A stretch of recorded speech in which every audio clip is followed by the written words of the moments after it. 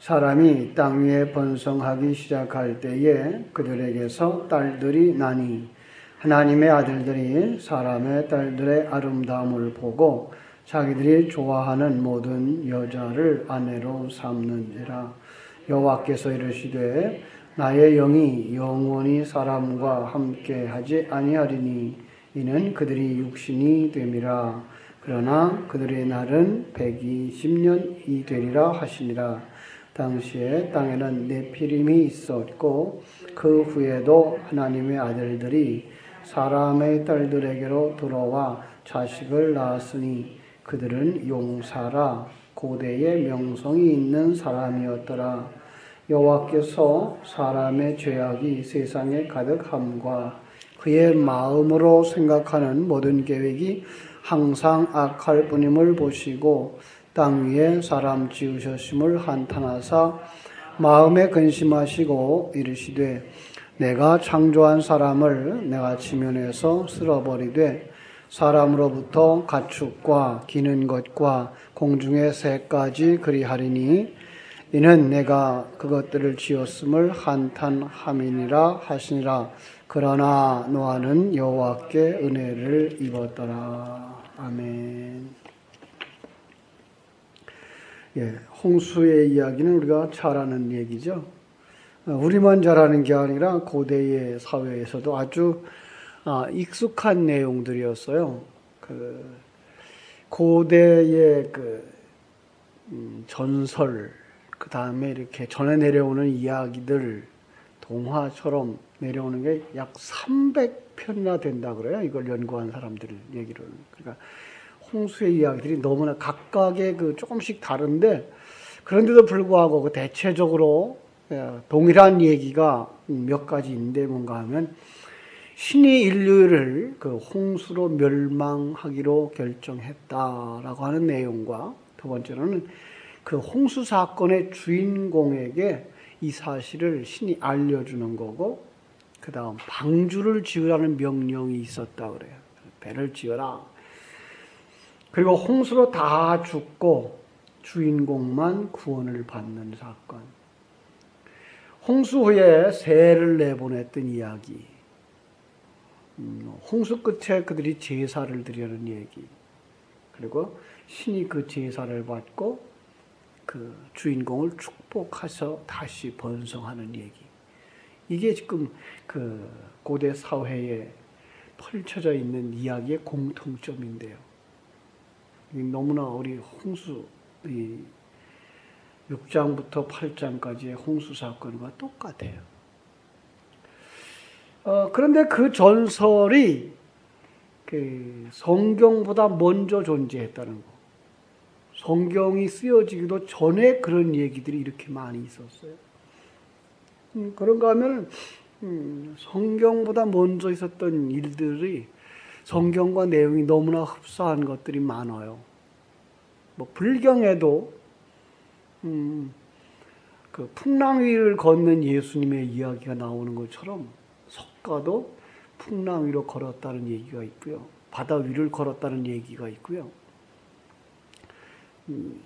그때의 제자 한 사람이 물에 빠지는 거, 그리고 건져주는 거, 이런 얘기. 꼭 베드로가 예수님한테 물을 걷게 해달라 그래가지고 걷다가 물에 빠지는 그런 얘기하고 똑같은 얘기. 많은 사람들은 그런 얘기를 하죠. 성경이 기록되기 전에 불경이 기록되어졌다. 그러면서 성경은 불경을 베낀 거다. 참으로 그럴까요? 이런 얘기들을 우리가 하면서 비교 종교를 연구하다 보면 이거 종교 속에 너무나 흡사한 것들이 많구나라고 하는 걸 알 수 있어요. 그렇습니다. 그래서 요즘 들어서 이제 포스트 모더니즘이라 그래서 종교 다원화, 하나님만 구원에 이르는 것이 아니라 하나님 외에도 다른 구원의 길이 있다라고 외치기 시작했고, 그래서 이것도 저것도 다 손잡기 시작한 것, 그런 사람들이 지금 WCC 계통의 사람들이죠. 절대 아닙니다. 절대 아닙니다. 이렇게 이해를 하세요. 홍수 사건들이 사실입니다. 사실이기 때문에 그 설화보다도 먼저 있었고 성경 기록보다도 훨씬 먼저 수천 년 전의 사건입니다. 그게 구전으로 내려오면서 각각의 나라 사람들, 각각의 부족 사람들이 다 그걸 알고 있었고 그걸 설화로 가지고 내려온 거죠. 성경도 역시 마찬가지입니다. 그 내용을 가지고 하나님이 무엇을 설명해 주었느냐라고 하는 그 진리를 설명하려고 성경이 기록된 거지, 역사 속에 있었던 그 사건들이, 설화 속에 있었던 사건들이 그게 있었던 거야 라는 그 정도의 이야기만 하고 있는 것은 아니기 때문에 그렇습니다.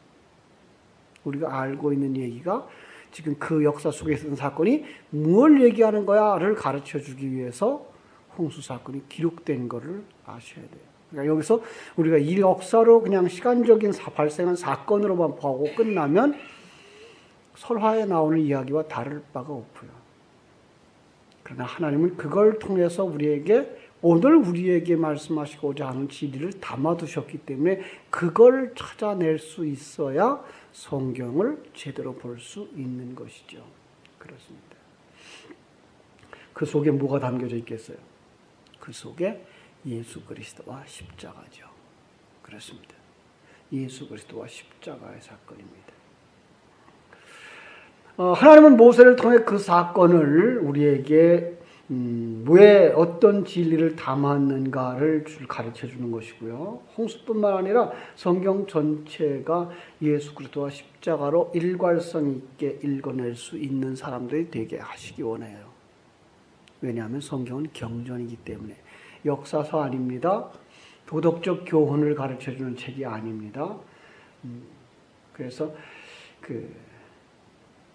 이런 역사의 어떤 하나의 무대를 보셔요. 무대로 보고 그 속에다가 이제 무대 장치에다 어떤 장치를 배경으로 깔았나를 잘 보세요.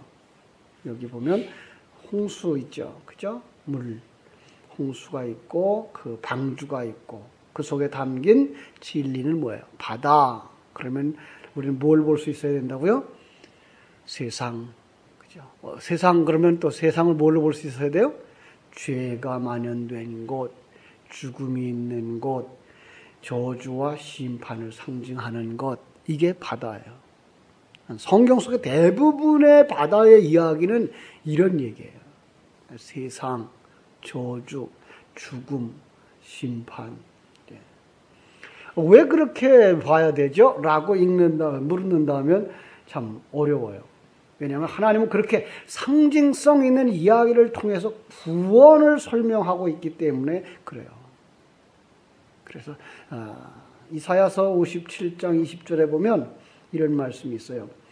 이사야서 57장 20절 오직 악인은 능히 인정치 못하고 그 물이 진흙과 더러운 것들을 쏟아내는 요동하는 바다와 같으니라. 그 물이 바다예요. 그 물 뭐예요? 진흙과 더러운 것을 쏟아내는 세상이죠. 시편 32편 6절에도 무릇 경건한 자들은 홍수가 범람치 못한다. 홍수가 와도 쓰나미가 일어나도 그 경건한 자들은 상해를 안 받는 건가요? 그 얘기 아니잖아요. 그죠?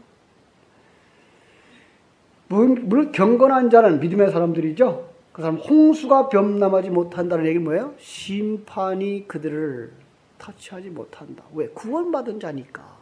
이렇게 보셔야지.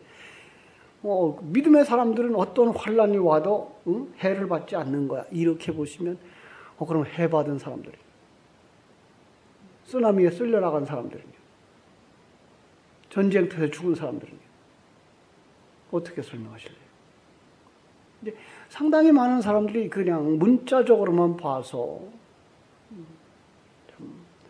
그 문자를 넘어설 수 있는 눈이 열려야 돼요. 그게 바로 영안이에요. 물, 바다, 홍수가 같은 내용을 가지고 있고요. 죄악된 세상, 그죠? 거기에 부어지는 심판, 저주의 상징인 것을 우리가 꼭 기억해 하시기를 바랍니다. 그런데 그 저주의 물 위에 방주가 떠 있는 거예요. 다 저주를 받았어요. 그런데 그 저주를 받는 것 가운데 하나, 방주가 떠 있는 거예요. 방주도 저주받은 거죠. 그런데 그가 저주를 받았기 때문에 방주 안에 있는 노아의 8 식구는 구원을 받는 이야기예요. 그렇죠? 그러니까 그것도 사실은 우리가 생각하는 방주라고 하는 말, 배라고 쓰여져 있는데 배가 아니에요. 배 모양도 아니에요. 그 모양은 이제 테바라고 하는 상자의 개념이에요. 상자. 보통 그 배의 크기를 계산해 본 사람들이 그렇게 얘기하죠. 길이가 135m, 폭이 22m, 높이가 13m. 높이가 13m 그러면 약 대략 한 5층 높이, 그죠? 낮은 집으로 따져서 5층 높이의 집. 그렇게 5층 높이나 되는 큰 배, 폭이 22m, 엄청 넓겠죠, 그죠? 그리고 길이가 135m 되는 축구장 2개 넓이 된다 그러죠. 이런 큰 상자예요. 그 당시에 노아 자체도 그렇게 큰 배를 만드는 기술이 없었을 거고, 당시에 배들도 다 그런 모양이었을 것이고 그러겠죠.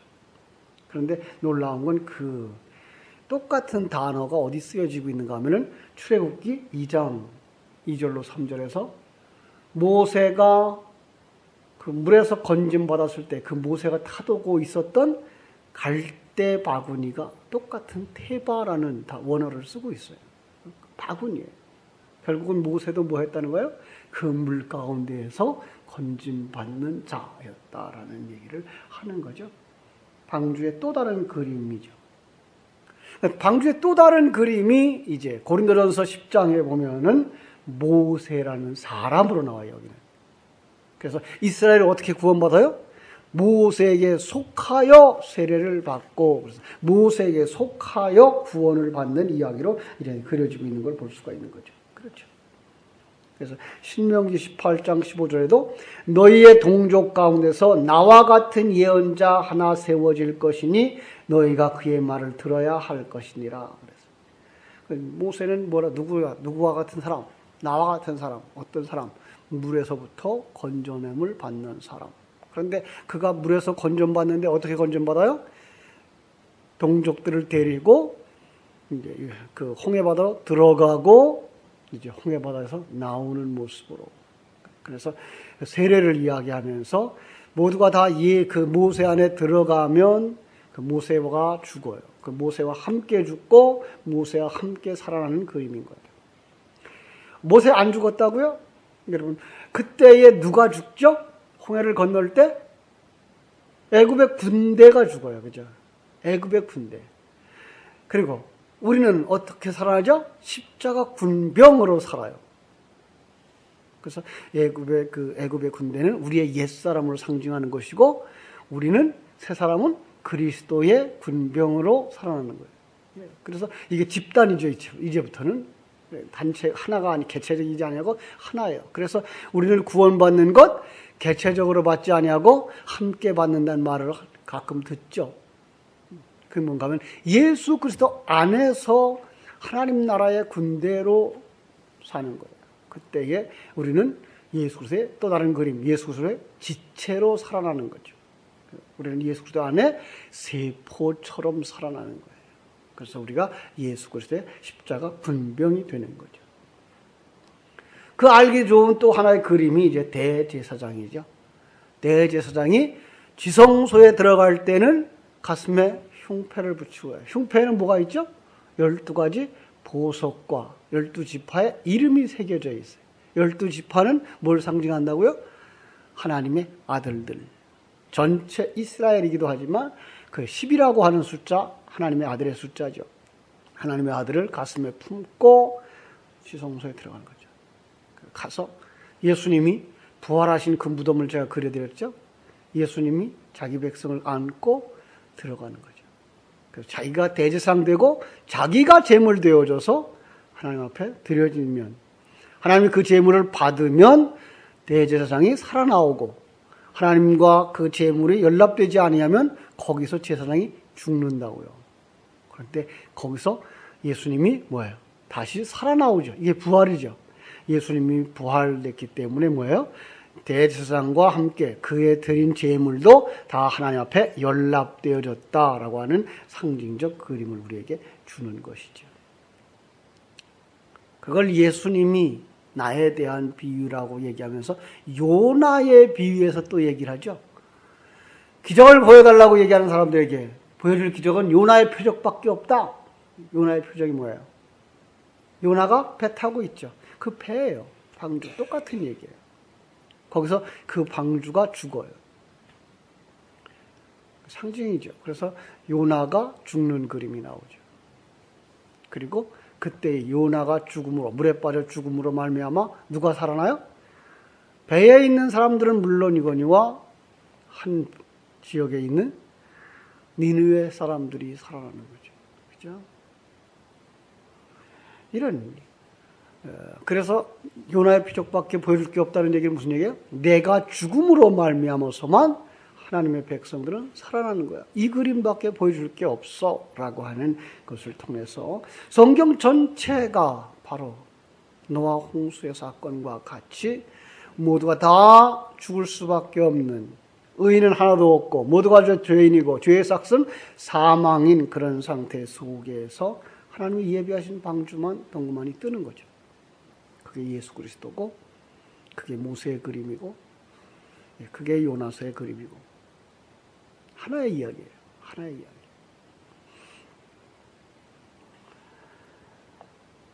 예수님은 이 땅에 와서 또 이제 비슷한 그림을 하나 그려주는데, 그게 뭔가 하면은 이제 광야를 거쳐가는 이스라엘 백성들의 모습을 보여줘요. 오병이어의 기적을 통해서 그들에게 배불리 먹여준 다음에 그들을 보내요. 어디로 보내는가 하면은 바다 건너가라. 갈릴 바다를 건너가는데 그들이 건너가는 도중에 뭐예요? 풍랑을 만나요. 아니, 하나님의 아들 예수 그리스도가 보낸 그 길인데, 구주가 보낸 그 길인데 왜 풍랑 만나요? 뭔가 우리에게 가르쳐주고 있는 거예요. 이게 너희들의 인생이야. 자기들, 그 사람들 얼마나 기술 좋은 사람들이에요? 자기들의 호수예요. 자기들의 바다예요. 거기서 잔뼈가 굵은 사람들이에요. 어부들이에요. 노 잘 졌죠. 상황 잘 판단하는 사람들이죠. 그래서 자기들이 할 수 있을 것 같아서 노를 졌죠. 밤새 노를 저어도 배는 목적지에 다다르지 못하고 풍랑이 일어서 거반 죽게 된 거죠. 거반 죽게 된 거죠. 그때 누가 와요? 물 위를 걸어오시는 예수님. 그리고 예수님이 그 배에 다다르자, 배에 오르자 풍랑은 그쳐지고 그들의 배는 곧바로 목적지에 다다라요. 예수 그리스도를 통해서만 구원에 이를 수 있다고 하는 것을 보여주는 것이죠. 그 얘기를 요한복음 6장 18절로 20절에서 예수님이 그렇게 말씀해요. 내니 두려워 마라. 내니 두려워 마라. 에고 에임이 나야. 내가 하나님이야.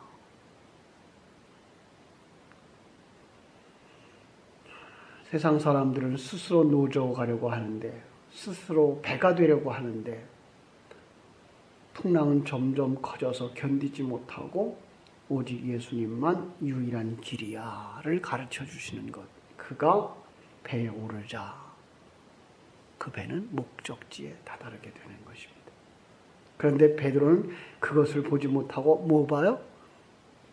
그 속에서 예수를 이용해서 예수를 통해서 그 배에서 일어선 자 되보려고 도전을 하죠. 베드로는 누구예요? 12 제자의 대표자. 모든 인생의 대표자고 아직도 예수 믿는다 하지만 거듭나지 못한 하나님의 백성들의 대표자. 그는 예수를 통해서 뭐 하고자 싶어요? 그 배에서, 그 바다에서 배 없이도 살아갈 수 있다고 독립을 존재하고 나오는 거죠. 예. 나 배가 없어도 좋겠어요. 왜? 예수님 당신이 나 도와주면 배 없어도 물 위에서 나 살 거 아니에요. 물 위에서 나 그물 돌려줄 수 있을 거 아니에요. 물 위에서 뭐 고기 잡을 수 있을 거 아니에요. 나 그렇게 해주세요. 해봐. 그랬더니 물에 솟아서 어떻게 돼요? 물에 빠져들어가는 거죠. 방주를 떠나서 자기 독립적인 존재로 예수 그리스도를 이용해서 이 험한 바다 속에서 자기를 세워보겠다고 하는 자는 어디에 빠진다고요? 세상에 빠지는 거예요. 그냥 그 세상 사람이라는 얘기예요. 요걸 그냥 한낱 예수님을 그냥 그 베드로를 영웅시하고 또 예수님과의 관계를 얘기하면서 사람들이 예수 바라보지 않으면 고난의 풍랑이 다가오는데 그때 예수님 바라보면 무리를 설 수도 있고 그때 물결이 받아보고 무서워하면 다시 빠진다. 이런 얘기를 해가지고 두려워하지 말라라는 그 정도까지만 보고 있는데 그것만 봐서는 너무 약한 거죠. 우리는 이 땅에서 스스로를 세워가거나 스스로를 독립할 수 있는 존재가 아니다라는 거예요. 그 속에서 우리는 자기의 연약함을 볼 수 있고 그런데 불구하고 하나님의 사람이라면 그 속에서 뭐 하게 된다고요? 주여 도와주소서라고 외치게 된다고요. 똑같은 상황을 만나요. 세상 사람들 속에서 살아요. 그런데 하나님의 사람들만 거기서 자기가 빠진 걸 알고 주를 향하여 주여 도와주소서라고 한다고요. 다른 사람은요. 그냥 거기서 빠져서 그냥 살아요. 빠진 줄들 모르고 살아요. 그들이 어떤 사람이라고요? 자기가 하나님이 된 사람들. 자기가 주인 된 사람들. 자기가 왕 된 사람들. 자기 중심의 사람들. 그들을 오늘 본문은 어떻게 얘기하죠? 하나님의 아들들이 이렇게 나오죠. 자칭 하나님의 아들들이에요, 여기. 예. 이걸 그냥 하나님의 아들들이라고 해서 문자 그대로 해석하고 이게 누굴까? 뭐 믿는 사람들 이렇게 하는데 믿는 사람들이 그 자기들의 행위 때문에 심판을 받으면 그럼 누가 구원을 받아요?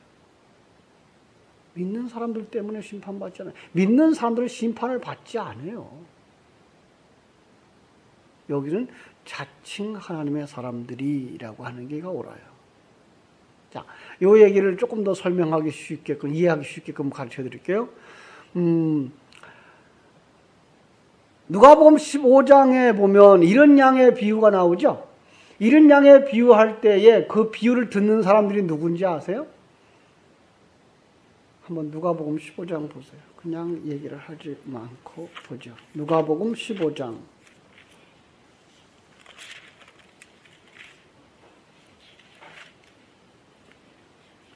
1절, 2절.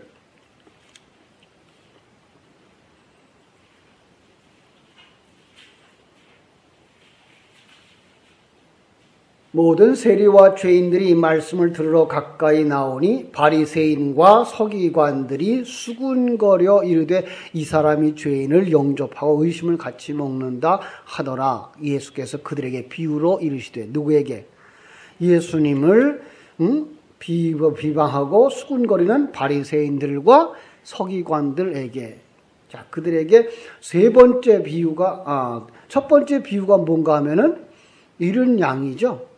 그런데 여기 보니까 99마리를 울 안에 두고서, 아니요, 거기다 놔두고, 우리 아내가 아니도 99마리를 거기다 놔두고 이 한 마리 잃은 양을 찾으러 가요.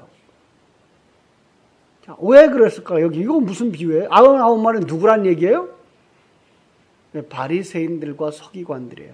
자칭 의롭다고 생각하는 99마리들이에요. 그는 회개할 것이 없다고 생각하는 자들이 99이에요.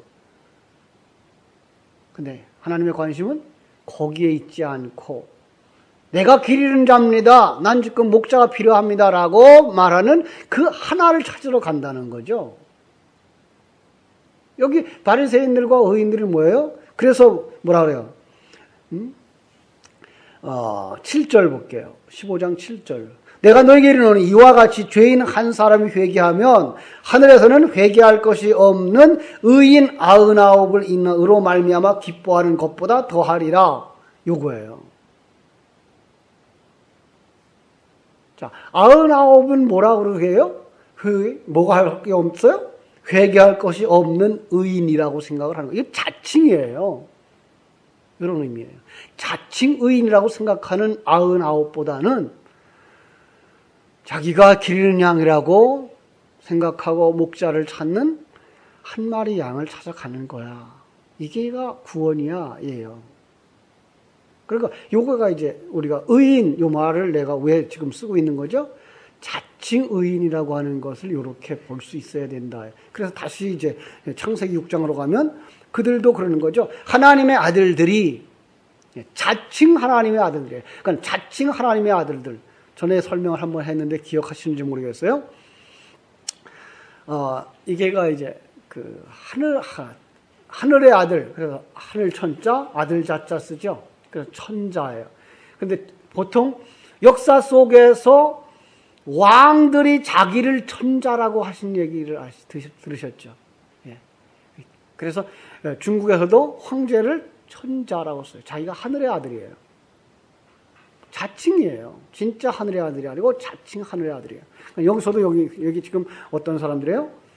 자기가 주인 되어줘서 자기가 왕 노릇하고 자기가 뭐든지 다 할 수 있다고 생각하고 노를 젓고 있는 그들이 자칭 하나님의 아들들이에요. 그들이 사람의 딸들이에요. 이것도 사람의 딸들이에요. 그들을 어떻게 한다고요? 자기의 좋아하는 모든 여자로 아내를 삼았다. 자기가 좋아하는 모든 자들로 아내를 삼았다. 자기를 위하여 사는 사람을 얘기하는 거예요. 그게 뭐예요? 노아 심판의 원인이에요. 왜 심판이 일어났어요? 우리 6장 1절, 2절 다시 한번 3절까지요. 사람이 땅 위에 번성하기 시작할 때에 그들에게서 딸들이 나니 하나님의 아들들이 사람의 딸들의 아름다움을 보고 자기들이 좋아하는 모든 여자를 아내로 삼는지라 여호와께서 이르시되 나의 영이 영원히 사람과 함께 하지 아니하리니 그들이 육체가 됨이니라. 그죠? 육체가 어떤 게 육체라고 그랬어요? 창세기 쭉 공부해 오셨는데 육체가 뭐가 육체예요? 몸을 가졌는데 거기에 하나님의 생명이 없는 자, 그걸 육체라고 그래요. 그러니까 하나님의 성령이 들어오지 않은 자를 육체라. 또 다른 말로 말하면 짐승이라. 그래서 네페시라는 말을 똑같이 써요. 짐승도 네페시. 여기 육체가 되밀이라도 네페시예요. 뭐가 안 들어간 거예요? 하나님의 영이 덮여지지 아니하고 성령의 은혜가 입혀지지 아니한 자들, 그는 다 육체고 그들이 다 짐승이라는 거예요. 그래서 짐승과 한 사람을 대조했었죠. 그죠? 하나님의 사람들은 성령이 들어가서 하나님을 알고 하나님의 사람으로 거기서 하나님 앞에 항복하고 순종하여 살아가는 자들이 하나님의 사람. 그리고 자기가 왕 되어진 자들은 육체라 그러고 짐승이라 그러고 그들을 부정한 자라 그러고 이런 것들은 똑같은 얘기를 하고 있는 건데 아직도 우리 성도들 가운데는 그게 눈이 안 열려서 짐승은 짐승이고 사람은 사람이지 어떻게 사람을 짐승이라 그래요? 그렇게 대답을 이제 묻는 사람들이 있어요. 조금 더 인내하십시오. 그러면서 눈이 밝아지기를 기도하십시오. 그러면 하나님께서 여러분의 눈을 열어서 이제 은혜 입혀주실 줄로 믿습니다. 6장 3절에 그래서 그들의 날이 120년이 되리라. 120년이 되리라. 120년 무슨 숫자죠? 역시 12이에요. 12 곱하기 10 곱하기 10이에요. 하나님의 사람으로 완성되어지기까지예요. 이걸 보지 못하는 사람들은요. 굉장히 여러 가지 해석을 해요. 사람들이 120살은 산다 그랬다. 그래서 이제도 의학이 발달되고 몇십 년 후면은 사람들의 수명이 120살까지 간대더라. 아니 어떤 사람은 150년 간다고 또 그래요. 어떤 사람들은 또 이게 그 전에 120살까지 살아야 되는데 120살까지 전에 죽는 사람은 다 뭐가 돼요? 귀신이 돼서 이 세상에 배회하다가 사람들 괴롭히고 사람들 병나게 하고 그러다가 120년 되면 그때의 영의 세계로 들어간다. 누가 한 말이죠? 김기동이가 한 말이죠. 이초석이나 김기동이 그렇게 얘기하고 있죠. 예, 엉터리 같은 얘기예요. 박윤식 씨가 또 요즘에 그 책을 아주 고급스러운 책을 하나 냈어요. 근데 거기 보면 120년인데 사실상 방주를 지은 횟수는 계산해 보니까 75년밖에 안 되더라. 예, 75년밖에 안 되대요. 사실이에요. 왜? 아들 낳은 다음에 그 얘기를 했으니까. 그런데 불구하고 그럼 120년은 무슨 얘기냐 이 말이에요. 찾을 수가 없어요. 이건 상징적 숫자란 말이에요. 하나님의 사람이 완성되어지는 기간까지는 하나님이 이 땅을 심판하지 않는 거예요. 그래서 하나님의 사람들이 없어서 심판을 하죠. 다 완성되고 가면 이 땅은 심판받는다. 그게 소돔과 고모라 성의 멸망을 이야기하면서 왜 소돔과 고모라 성이 멸망당한다고요? 의인이 없어서. 예. 의인은 다 천국 가고 나면 이 땅은 그냥 심판하는 거야. 예. 그림이 역시 노아의 홍수고 또 소돔 고모라의 멸망인 것을 우리는 이렇게 해서 알 수 있는 거죠. 그래서 12의 숫자는 계속해서 이제 12지파, 12사도, 12살 이런 것들은 계속 하나님의 숫자들이에요. 그 다음에 12 곱하기 12 이것은 구약과 신약 시대 그래서 144, 24장로, 14만 4천 모두 다 아들의 숫자예요. 그거 그냥 1, 2, 3, 4로 계산해가지고 예수 믿는 사람은 그만큼이냐 그거보다 많으냐 그렇지 않아요. 하나님은 하나도 잃어버리지 않는다가 12 곱하기 100이에요. 하나도 잃어버리지 않는 완전하게 열매를 맺는 거예요. 그래서 성령의 열매도 씨를 뿌려서 씨가 열매 맺으면 30배, 60배, 100배도 역시 뭐예요? 셋의 완성, 여섯의 완성. 그건 뭐예요? 천지창조의 완성이잖아요. 그 다음에 10의 완성. 이것이 100이잖아요. 이걸 그냥 하나, 두 개의 계산으로 봐가지고, 하나님 앞에 물질 드리면 최소한 30배, 60배, 100배는 펑튀기해서 준대. 그거 투자할 수 있죠. 그죠? 그렇게 많이 주면. 그 얘기 아닌 상징적 숫자로 풀으셔야만 정확한 구원론의 완성이 이루어져요. 어리석게 붙이지 마시고. 그래서 그 땅에는 네피림이 있었고 사람의 딸들에게로 들어와 자식을 낳았어요. 그 후에 하나님의 아들들이 똑같은 얘기들이에요. 네피림 장사죠. 용사죠. 명성 있는 사람이죠. 이들이 하나님의 아들이고 이들이 사람의 딸들을 좋아하는 세상을 좋아하는 자들. 세상을 좋아하는 자들. 결국은 그것이 하나예요. 다. 타락한 인간들인 것. 5절 말씀합니다. 여호와 하나님의 죄악이 세상에 가득한 그 모습이죠. 그의 마음으로 생각하는 모든 계획이 항상 악함을 보시고 땅 위에 사람 지으셨음을 한탄하사 마음에 근심하시고. 이것도 문자적으로 해석하면 하나님은 일해놓고도 후회할 수 있다. 그리고 나중에 심판하고 생각 바꿀 수도 있다. 이렇게 말하죠. 그죠? 하나님이 그렇게 작아요? 그렇게 실수하고 이거 잘못했구나. 그래서 다시 해야 되겠다. 이렇게 바꾸시는 하나님이에요? 그런 계획을 가졌다면 그는 하나님일 수 없죠. 전능자일 수 없죠. 이건 우리들이 알아듣기 쉽게 만들어 놓은 기록의 책이지 이걸 가지고서 문자적으로 해석을 하라고 하는 그런 내용은 아니에요. 하나님은 절대로 후회가 없어요. 하나님은 한정 흠이 없는 분이에요. 그리고 전지전능하시고 무소부재하신 분이에요. 이런 믿음을 가지고 성경을 읽어갈 수 있기를 바랍니다. 다 쓸어버리다. 예, 다 쓸어버리죠. 심판할 거예요. 그러나 거기서 누가 은혜를 받아요? 노아는 여호와께 은혜를 입었더라. 노아는 누구의 상징이에요? 구원받은 하나님의 사람. 예.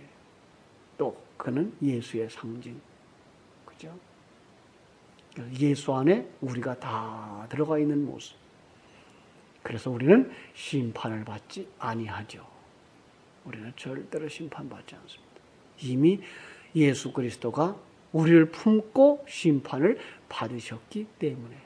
그런데 이 땅에 살아가는 날 동안은 심판이 아닌 옛사람을 벗어버리는 고난이 있을 뿐인 것이죠. 그렇죠? 그래야 완성되니까.